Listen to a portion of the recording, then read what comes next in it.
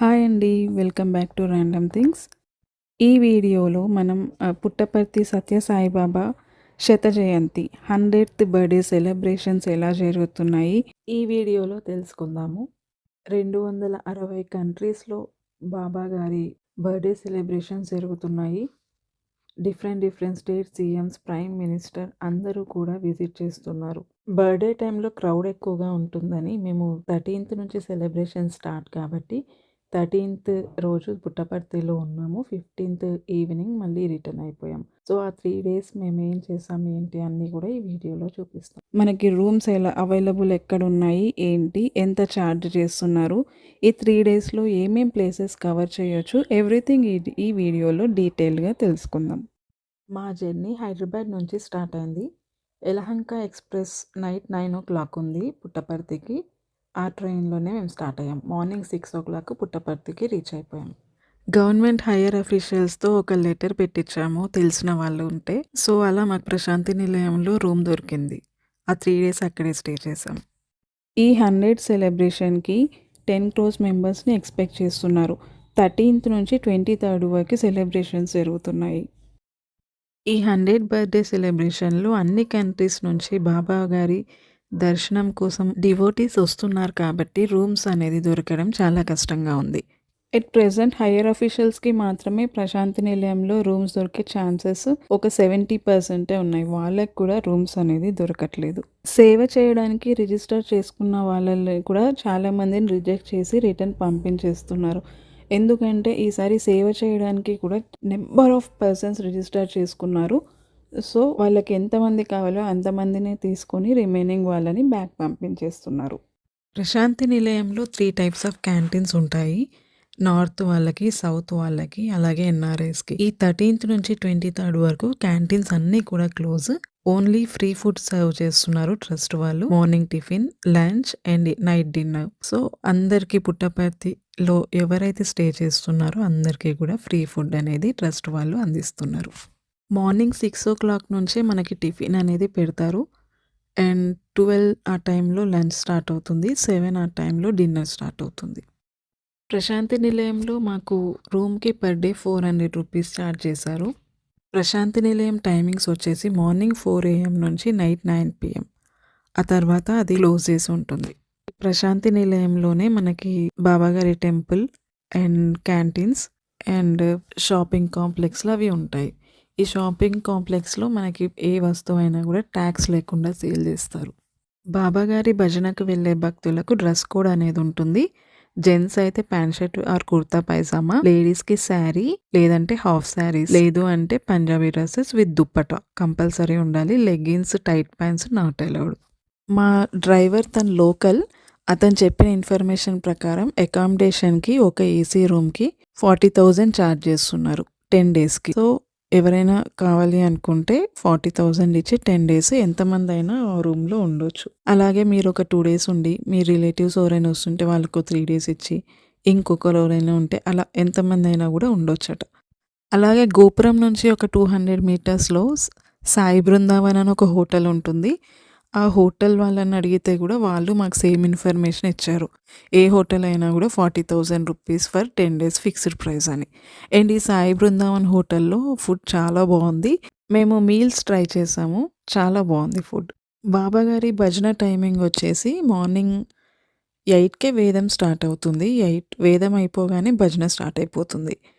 Evening వచ్చేసి 4 o'clock concert start అవుతుంది. Music, piano వాయించడం అలాంటివి ఉంటాయి.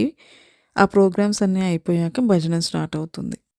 ప్రశాంతి నిలయంలో ఫోన్స్ వీడియోస్ తీసుకోవడం, వీడియో కాల్స్ చేసుకోవడం ఇలాంటివన్నీ నాట్ అలౌడ్. మేము ఈ వీడియో తీసేటప్పుడు కూడా అక్కడ డివోటీస్ వాళ్ళు వచ్చి కొంతమంది తీయొద్దని చెప్పారు, సేవ చేసేవాళ్ళు. సో మేము తీసినంత వరకే ఇక్కడ చూపించగలుగుతున్నాం. ఫస్ట్ టైం పుట్టపర్తిలో చిత్రావతి నది దగ్గర లేజర్ షో ఒకటి ఏర్పాటు చేశారు. అది కూడా బాబాగారి బర్త్డే సందర్భంగా.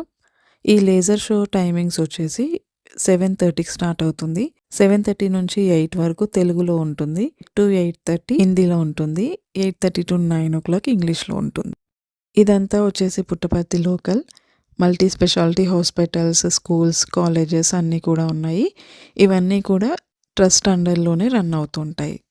నేను పుట్టపర్తి విజిట్ చేయడం ఇదే ఫస్ట్ టైం. 100th బర్త్‌డేకి విజిట్ చేయడం నిజంగా నా అదృష్టం. పుట్టపర్తి లోకల్‌లో నేను మ్యూజియం జూసాను. చాలా బావుంది. వర్త్ సీయింగ్ అనమాట. అదొకటి చూడండి. చిత్రావతి నది దగ్గర లేజర్ షో పెట్టారు. అదొకటి చూడండి. అండ్ కల్పవృక్షం. మన కోరికలన్నిటిని ఒక పేపర్‌లో రాసి ఆ వృక్షానికి కట్టి రావాలి.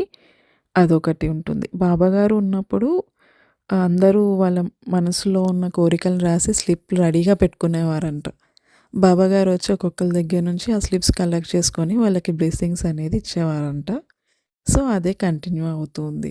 ఇంకా లోకల్‌లో చాలా ప్లేసెస్ ఉంటాయంట. బాబాగారి ఇల్లు అండ్ సత్యభామ టెంపుల్ ఇంకా అలాంటి ప్లేసెస్ ఉన్నాయి. బట్ మాకు టైం లేక అవన్నీ చూడలేదు. ఇదంతా గూడా మీకు వీడియోలో కనిపించేది మొత్తం కల్పవృక్షంకి వెళ్ళడానికి స్టెప్స్ అనమాట. ఒక 200 స్టెప్స్ దాకా ఉన్నాయి. అక్కడ పైన ఎళ్ళాక మీకు ప్రతి చోట పేపర్స్ అనేది ₹5కి అమ్ముతూ ఉంటారు. కొనుక్కోవచ్చు. పుట్టపర్తి ట్రస్ట్ వాళ్ళు రియల్లీ గ్రేట్ అండి. వాళ్ళు లోకల్స్‌కి ఫ్రీ ఎడ్యుకేషన్ ఇస్తున్నారు. అండ్ హాస్పిటల్ అన్నీ ఫ్రీ అనమాట వాళ్ళకి. రియల్లీ గ్రేట్ కదా! ఫారెన్ నుంచి గూడా డాక్టర్స్ వచ్చి ఇక్కడ ఫ్రీగా సేవ చేసి వెళ్తారంట ఒక 1 మంత్ అలా. సో, మెడికల్ క్యాంప్ అనేది ఎప్పుడు రన్ అవుతూ ఉంటుంది. మంచి ప్రొఫెషనల్ డాక్టర్స్ వచ్చి ట్రీట్ చేస్తూ ఉంటారు. బాబాగారి మ్యూజియం ఒకటి ఉందండి లోకల్‌లో. అది మస్ట్ సీయింగ్. కంపల్సరీ విజిట్ చేయండి. వేరే ప్లేసెస్ మిస్ చేసినా గూడా. అండ్ ఫోన్స్ అనేది నాట్ అలౌడ్. స్విచ్ ఆఫ్ చేసి లోపలికి పంపిస్తారు. మేము వెళ్ళిన టైంలో కొంచెమే క్రౌడ్ ఉండే. మేము వచ్చే రోజు మాత్రం విపరీతంగా పెరిగిపోయారు క్రౌడ్. అండ్ చాలామంది మినిస్టర్స్ వస్తూ ఉండే. జెట్ సెక్యూరిటీ ఉంది.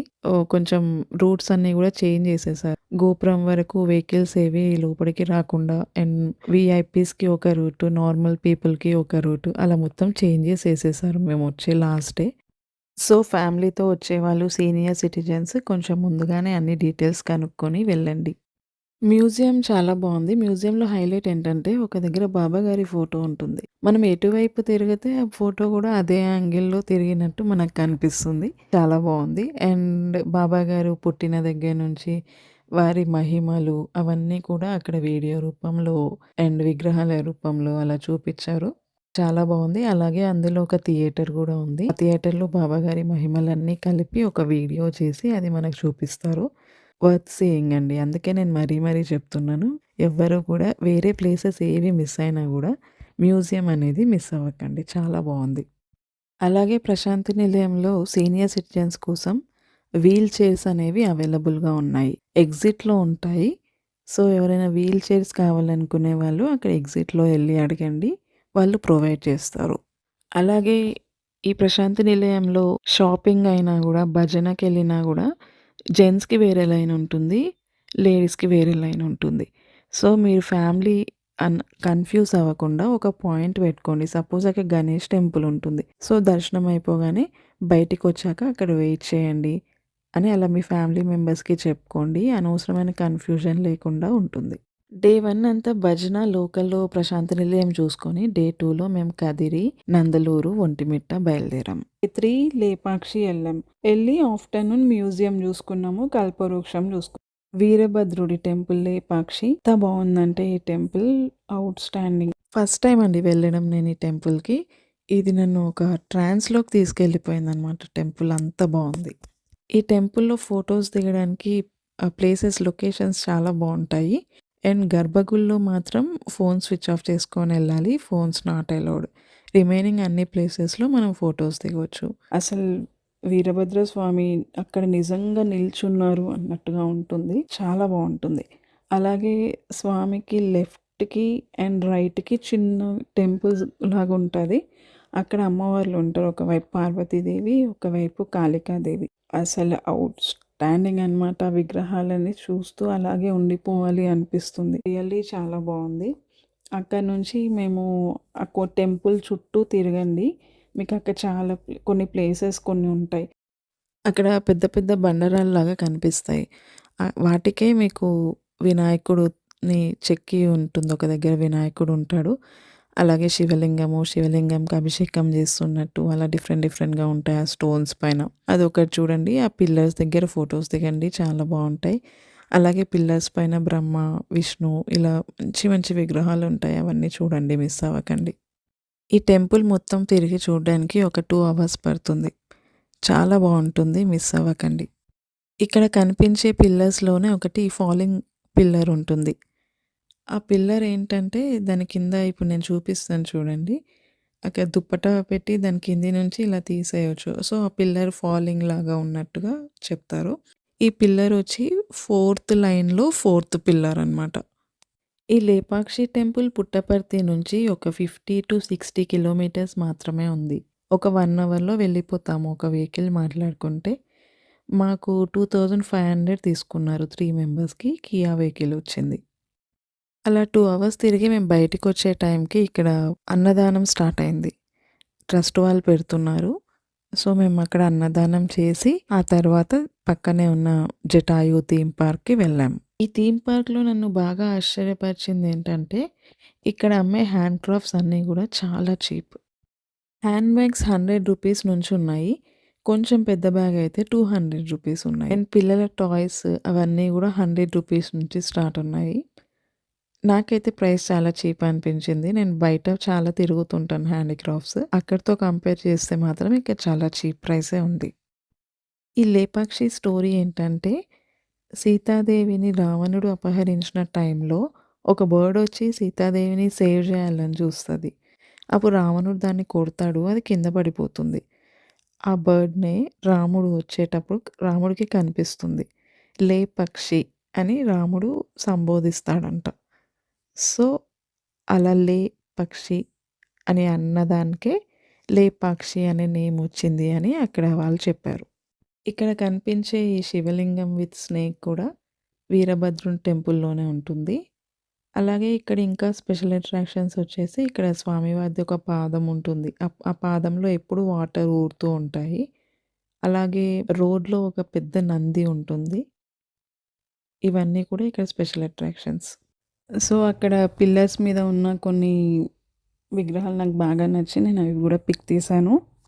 బ్రహ్మ, విష్ణు, శివలింగాలు, నెమలి, అలాగే డాన్సింగ్ డాల్స్ అండ్ కొంతమంది ఋషులు అలా డిఫరెంట్ ఉండే. చాలా బావుంది. టెంపుల్ ఓవర్ లుక్ వచ్చేసి ఇలా ఉంటుంది. అసలు ఫోటో సెషన్స్‌కైతే మనకి అన్‌లిమిటెడ్ బ్యాక్‌గ్రౌండ్స్ దొరుకుతాయి. చాలా బావుంటుంది. డే 1 మొత్తం పుట్టపర్తిలోనే ఉన్నాము. భజన చూసుకున్నాము. లోపల షాపింగ్ చూసుకున్నాం. డే 2లో మేము కదిరి, నందలూరు, ఒంటిమిట్ట ఎళ్ళాము. డే 3లో లేపాక్షి మార్నింగ్ ఎళ్ళేసొచ్చి ఆఫ్టర్‌నూన్ కల్పవృక్షం మ్యూజియం చూసుకున్నాం.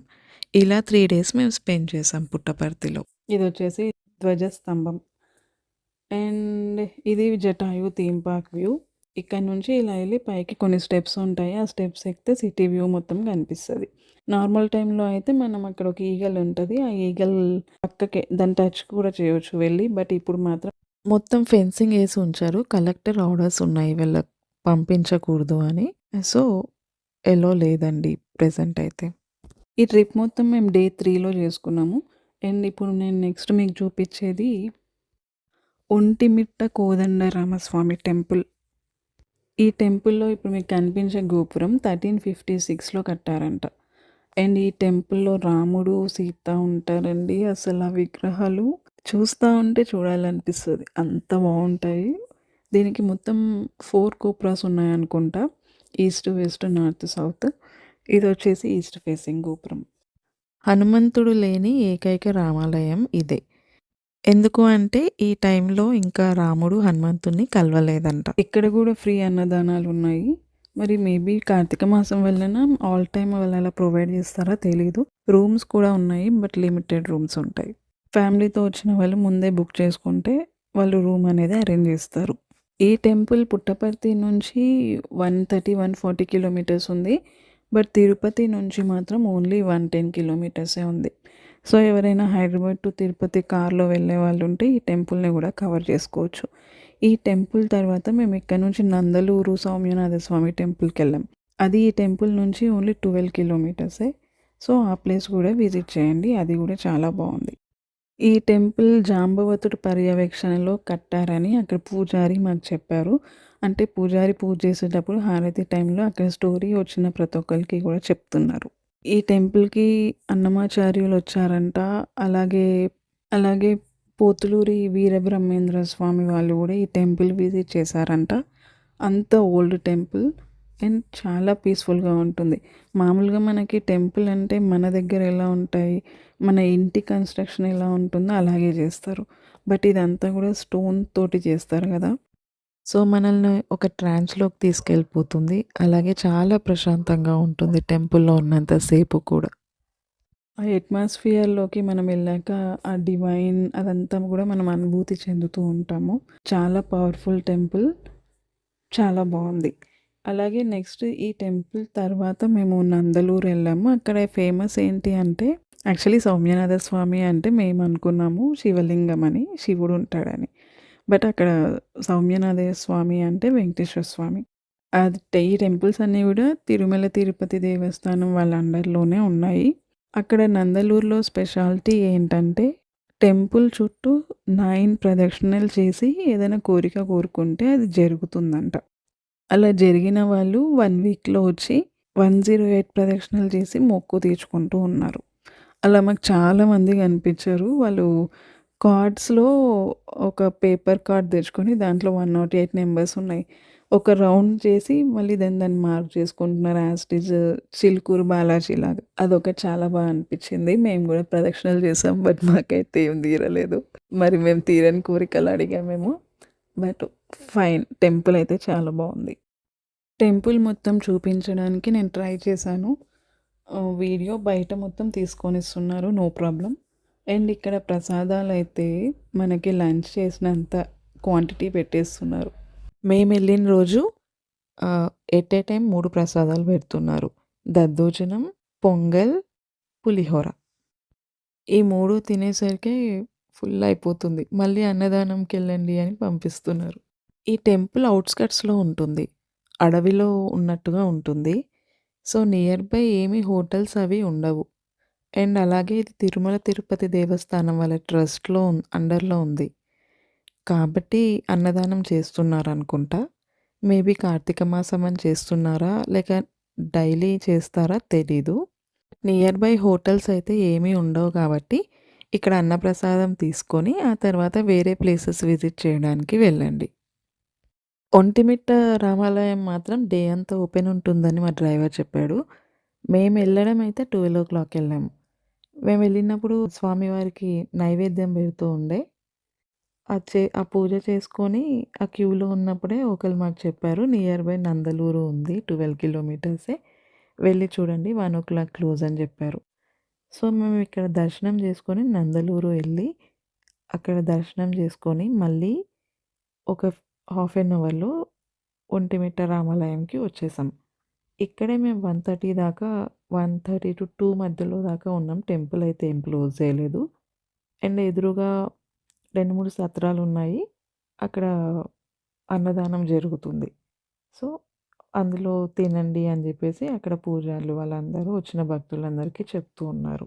ఒంటిమిట్ట రామాలయము, నందలూరు టెంపుల్ 2 గూడా విజయనగర సామ్రాజ్య కాలంలోనే నిర్మించారు. నందలూరు టెంపుల్ లోపల గుడిలో 11వ శతాబ్దం నుంచి 17వ శతాబ్దం వరకు గల రకరకాల శాసనాలన్నీ ఆ గోడల పైన రాసుంటాయి. మీరెప్పుడైనా వెళ్ళినప్పుడు అవి ఒకసారి చూడండి. అలాగే ఈ టెంపుల్‌లో ఒక పుష్కరిణి కొలను గూడా ఉంటుంది. అది గూడా బావుంటుంది. అలాగే యోగ నరసింహస్వామి టెంపుల్ ఉంటుంది. లోపల ఒక చిన్న గరుడి టెంపుల్ ఉంటుంది. ఇవన్నీ కూడా మిస్ అవ్వకుండా చూడండి. ఈ టెంపుల్ హిస్టరీని ఒక ఫోటో తీసి నేను మీకు ఇక్కడ వీడియోలో అప్లోడ్ చేశాను. అదొకసారి చదవాలనుకున్న వాళ్ళు చదువుకోవచ్చు. యాక్చువల్లీ మాకు సౌమ్యనాథేశ్వర స్వామి టెంపుల్ తెలీదు. నందలూరు దగ్గరుంది. అది కూడా అక్కడ ఒక ఫేమస్ టెంపుల్ ఉంది. ఇలా ఏం తెలీదు. అక్కడికి వచ్చిన ఒక డివోటీ మేమేమి అడగలేదు. బట్ ఆమె మాకు చెప్పిందనమాట. మీరు ఎక్కడి నుంచి వస్తున్నారు అంటే ఇలా హైదరాబాద్ నుంచి వచ్చాము అంటే దెన్ తను చెప్పింది. మేము ఇప్పుడే అక్కడికి వెళ్ళి వస్తున్నాము నందలూరు. 1:00 క్లోజ్ ఆ టెంపుల్. చాలా బాగుంది. మీరు కూడా వెళ్ళేసి రండి అని చెప్పింది. సో, మేము అలా వెళ్ళొచ్చాము. చాలా అంటే చాలా బాగుంది. ఇదే నందలూరు టెంపుల్ అనమాట. ఇక్కడ పుట్ట ఎలా ఉందంటే పాము పుట్ట. చెట్టుకి పుట్ట వెలిసింది. హాఫ్ కింద స్టెమ్ ఉంటుంది కదా! ఆ స్టెమ్‌కి పుట్ట వెలిసింది. చాలా బాగుంది. ఈ టెంపుల్ చుట్టే 9 ప్రదక్షిణలు చేసి కోరిక కోరుకుంటే నెరవేరుతాయంట. అక్కడ వాళ్ళందరూ దాన్ని బాగా నమ్మి చాలామంది తీరాయి కూడా అనుకుంటా. ఎందుకంటే మేము వెళ్ళిన చాలామంది ప్రదక్షిణలు చేస్తుండే. చాలా బావుంది టెంపుల్ ఇది గూడా. కార్తీక మాసం గదా! సో, అందరూ కార్తీక దీపాలవి పెట్టుకుంటున్నారు.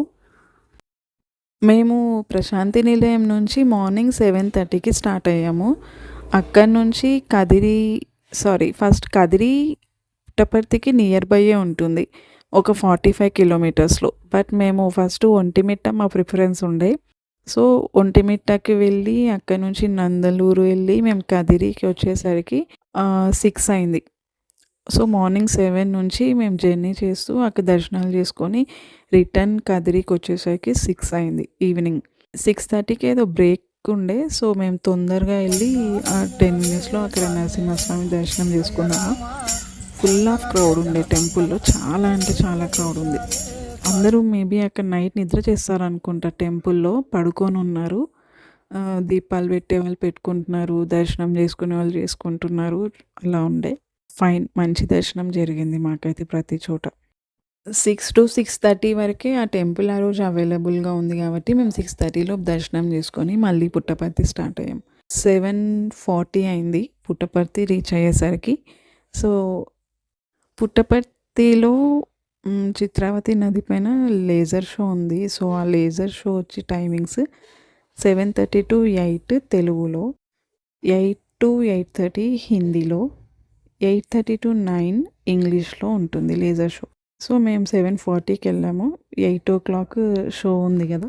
అక్కడ ఆగాం. ఆ షో అయిపోయాక మళ్ళీ మేము డిన్నర్ చేసుకొని ప్రశాంతి నిలయంకి ఎగ్జాక్ట్ 9 వరకు వెళ్ళిపోయాం. మేము అలా వెళ్తూ ఉంటేనే గేట్స్ క్లోజ్ చేస్తుండే. వెంటనే రిక్వెస్ట్ చేసి గేట్లు నేను తొందరగా వెళ్ళి తర్వాత మా ఆంటీ వాళ్ళని రమ్మని చెప్పాననమాట. ఆపాను అక్కడ. ఎందుకంటే 9:00 అయింది అంటే ఎవరు చెప్పినా ఇంకా గేట్ తీయరు. ఒకసారి మా ఆంటీ వాళ్ళకి అలాగే అయింది. గేట్ తీయలేదు. 9:00 క్లోజ్ చేసుకున్నారు. దెన్ మా ఆంటీ వాళ్ళు మళ్ళీ బెంగుళూరు వెళ్ళారు. అక్కడ నుంచి బెంగుళూరు 1 అవర్ ఉంటుంది. ఎందుకంటే లోకల్ ఎక్కడ రూమ్స్ లేవు. బెంగుళూరు వెళ్ళి 1 అవర్ జర్నీ చేసి అక్కడ హోటల్ తీసుకొని అక్కడ స్టే చేసి నెక్స్ట్ డే మార్నింగ్ మళ్ళీ పుట్టపర్తి వచ్చారు. సో, వాళ్ళంతా స్ట్రిక్ట్‌గా మెయింటైన్ చేస్తారు కాబట్టే మనం వాళ్ళు చెప్పిన టైమింగ్స్‌కి అక్కడ ఉండాలి. సో, ఇలా జరిగిందండి మా పుట్టపర్తి టూర్. ఎవరైనా వెళ్ళే వాళ్ళు ఉంటే వాళ్ళకి ఇన్ఫర్మేషన్ యూస్‌ఫుల్ అవుతుందని ఈ వీడియో చేశాను. సో, ఇదండి video. Thank you for watching.